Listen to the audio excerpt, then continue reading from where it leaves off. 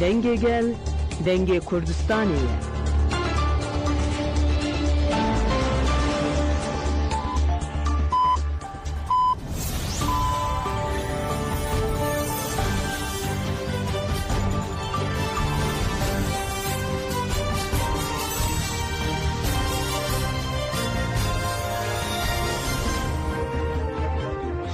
Nanuçan Radyo Denge gelden başkodarin Heja İrode Haziran 2025 Seyşemli Brüksel saat ne lamedede. Hemen uçen serisi ve peşkeş bir kendemdem azadiya Reberapoya.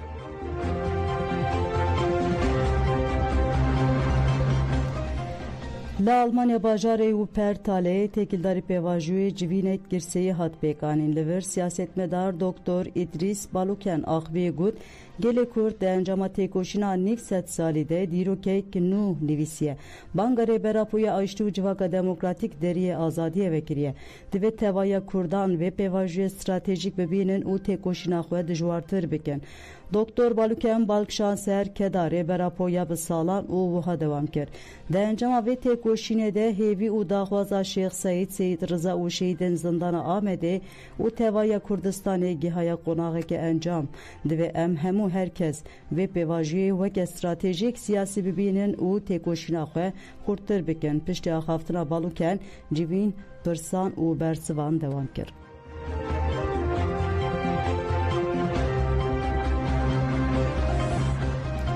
Gülsever Yıldırım got hêvî têrê nake pêwîstî bi rêxistinê û kar heye. Piştî banga Aştî û Civaka Demokratîk ya Rêberapol li gelek qatan kar dest pê kir.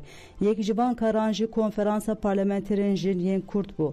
Ji beşdarên konferansê aktivîsta têja û parlamentera HDP Berê Gülser Yıldırım divê derbarê de axivî got yekîtiya nava Kurdan pêwîsteke ku êdî nabe û taluqkirinê ye. Ev fikir gaveke dereng mayî ye. Ji bo vê jî divê jin di mijara yekîtî û berxwedanê de pêşengê bike. Yek ji pêşniyarên herî şember yên di konferansa jinan de avakirina komîteyeke ji çar parçeyên Kurdistanê bû. Em dixwazin jiyaneke atmosferek û zemînek ji hemû ol û gel nasname û rengan ava bikin. Divê ji bo vê yekê mirov bihêvî bin. Bûyerên li Rojava û her parçeyên Kurdistanê çê dibin me teva alaqeder dike. Divê jin bi berpirsyariya xwe rabe. Gülser Yıldırım herî davî got em bihêvîne lê hêvî têrê nake. Divê rêxistinî kar û yekîtî bêmezin kirin. Jin pêşengê vê pêvajiyê ne.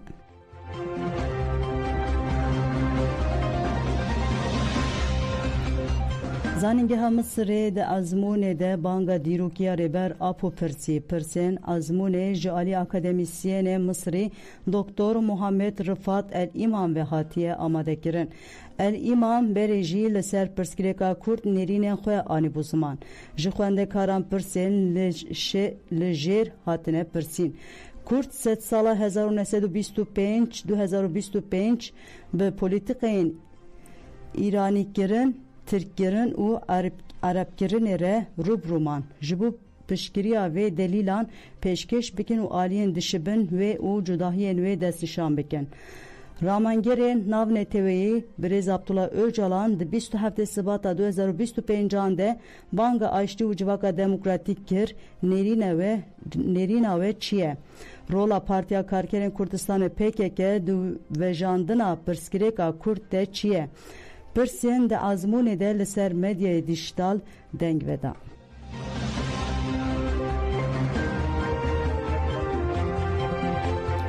Çalakiya nöbete yalı Maxmûrê ji aliyên stêra zêrîn ve hate dewirgirtin. Çalakiya nöbete yalı wargeha penaber a Şehîd Rûstem Cudî Maxmûr di roja 691 de dewam dike. 2,3 can piştî merasima li saziya malbatên şehîdan a wargehê nöbet dewirgirt. Piştî rêzgirtinê li ser navê 2,3 Zozan Pirani axivî got em têcîta li ser Rêberapo şermezar dikin. Ji ber çûna vê hefteyê ya li gel rêbertî em gelekî xweş bûn. Rêbertî di nava çar dîwaran de jî ji bo azadiya gelan têkoşînê dike.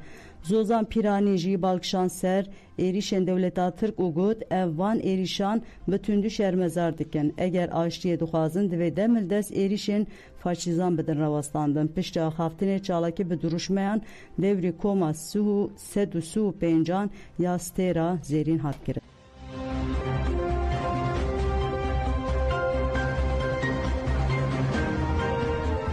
Mahmud Çelik pişti 30 salan hat berdan. Mahmud Çelik di sala 1994 li Mersinê hate bin çavkirin û bi bahaneyê xerakirina yekîtî û yekparêtiya dewletê bi cezayê müebbet hate cezakirin. Çelik piştî girtina li gelek girtîgehan diviya bû di qanûna 2024 de bihate berdan. Lê berdana wî bi bahaneya poşmantî red kiriye ji bo 6 man hate astenkirin. Çelik piştî 30 sal û 6 mehan di 3 Haziranê de ji girtîgeha Kandıra hejmariyek hat berdan û li otogara Amedê ji hêla malbat nûnerên rêxistinên civakî û partiyên siyasî ve bi coşeke mezin hat pêşwazî kirin. Mahmud Çelik spasiyê herkesî kir û got ez bi berdana xwe kêxweşim. Li hîna li girtîgehan gelek hevalên me yên girtî hene divê teva werin berdan. Çelik pişta xaftinê derbasî cem malbata xwe ya li navçeya Rêzanê bû.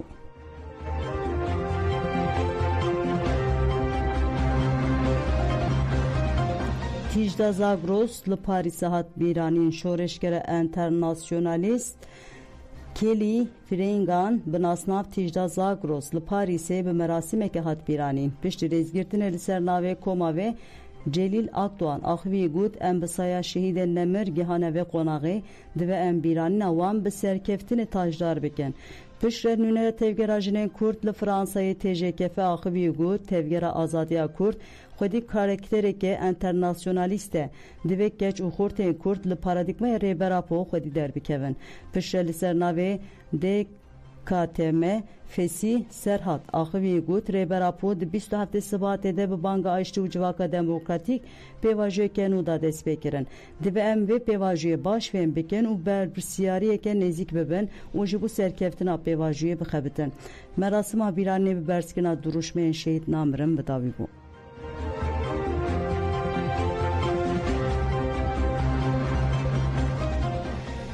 Di 5 Haziranê de distiya Rojava ya 13 qetî ya li navçe Amedê peyazê şewat derket. Di şewatê de 4 kesan jiyana xwe ji destan. Piştî şewatê 5 kes hatin min çavkirin. Piştî îfadeya li Müdüriyeta Polîsan a Dozgeriyê BC ku berpirsyarê kontrola avahiyê ye û müteahhîtê avahiyê MA ji aliyê dadgeha sulh a cezayê ve hatin girtin. 3 kesên dî jî bi şertê kontrola adlî hatin berdan.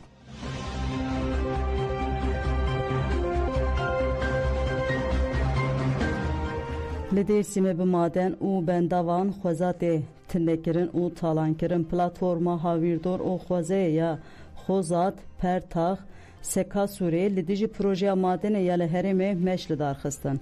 Ji partiyên siyasî û rêxistinên civaka sivîl jî gelek kes tevlî bûn. Keyayê gundê Barginiyê Mustafa Rüzgar li ser navê platformê daxuyanî xwend û da zanin ku bi vê projeyê re ne tenê çandînî, ajalvanî û çavkaniyên avê jî têne tûnekkirin. Her wiha li ser çanda jiyana xwezayê ya Dêrsimê û cihên pîroz jî gefeke mezin e. Parêzer Kenan Çetin jî got ku pêvajoya dozê ya li dadgehê didomîne û xwez hêj pêvajoya hukukî temam nebûyî şirket dev jî projeyê berde. Vekîla Dem Partiya ya Dêrsimê Ayten Kordu jî got her müdaxaleyî ya li dijî virtê kirin êrişeke li dijî xweza, bawerî û hafızaya me ya çandînî ye. Hewceya em li dijî vê zihniyetê bêhtir xwe bi rêxistin bikin û têbikuşin. Nûnerên partiyên siyasî û rêxistinên civaka sivîl jî xwestin şîrket xebatên xwe bide sekinandin.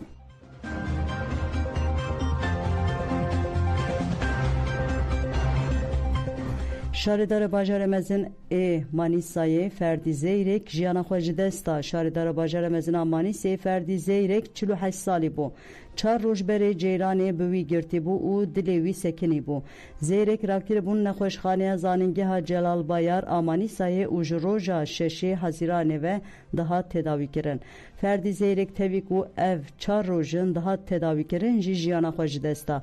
Dem Partiyê ji bo sersaxiyê peyamek weşan ji bo malbat hezkirin û ji civata CHP re sersaxî xwest.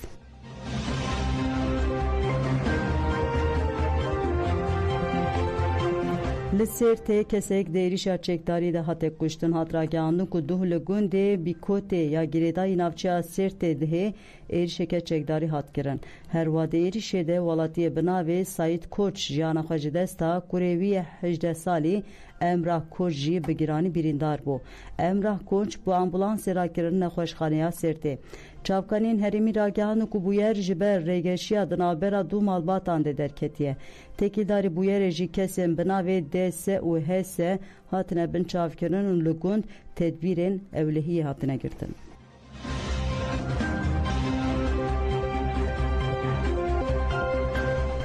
Rêxistina Afyoya Navnetewî bertek nîşanê êrişa İsraîlê ya li dijî keştiya Madlenê da. Keştiya Madlenê ku alîkariya mirovî di bira Xezayê ji aliyê İsraîlê ve hate desteserkirin û çalêkvanên di keştiyê de jî hatin girtin. Sekretera Giştiya Rêxistina Afyoya Navnetewî Agnes Kalmert nerazîbûn nîşanê helwesta İsraîlê da û got rawestandina keştiya Madlenê û girtina çalêkvanan binpêkirina qanûna navnetewî ye. İsraîl li hemberî biryarên dadgeha navnetewîya adaletê bêrêziyan dike. Divê dewlet tenê şermezar nekin, divê li dijî İsraîlê gavên şember bavêjin û li alîkariya mirovî bigîje Xezayê.